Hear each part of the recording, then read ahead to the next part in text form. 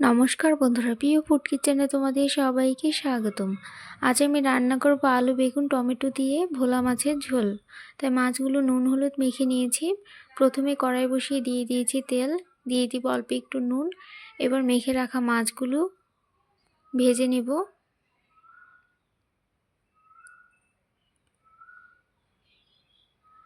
মাছগুলো উল্টে পাল্টে লালচে করে ভেজে নিয়েছি।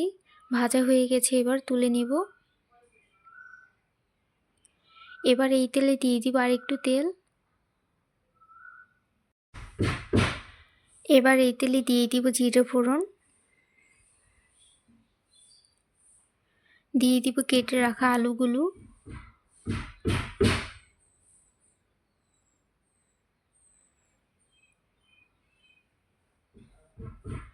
দিয়ে দিব অল্প একটু নুন আর হলুদের গুঁড়ো,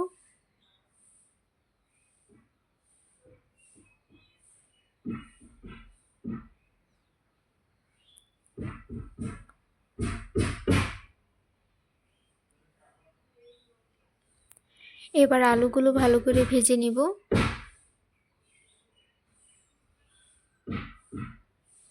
দিয়ে দিব বেগুনগুলো, বেগুন আর আলু একসাথে ভালো করে ভেজে নিব। এবার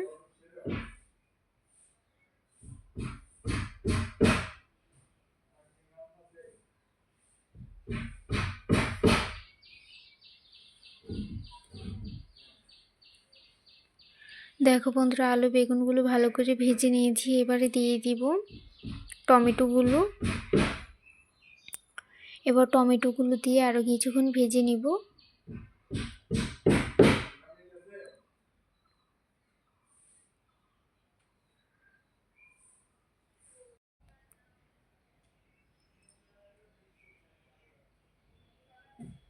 দেখো বন্ধুরা, টমেটোগুলো নরম হতে শুরু করেছে। এবারে দিয়ে দিব বাটা মশলা,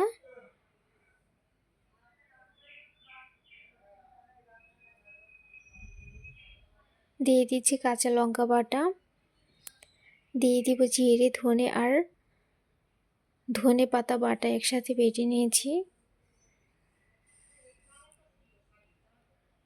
দিয়ে দিব স্বাদ মতো নুন আর হলুদের গুঁড়ো। এবার অল্প করে জল দিয়ে ভালো করে কষিয়ে নেব।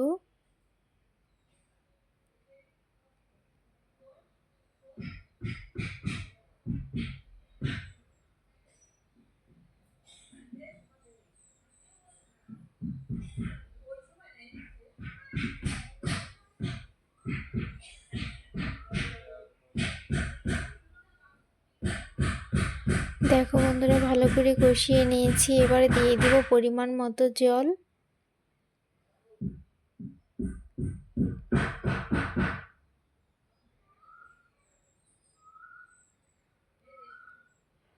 জল দিয়ে এবার ঢাকা দিয়ে দিব।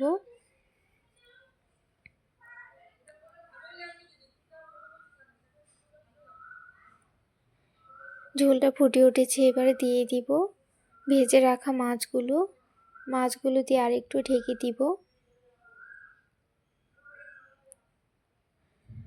দেখো বন্ধুরা, ঝোলটা প্রায় হয়ে গেছে। এবারে দিয়ে দিব ধনেপাতা কুচি।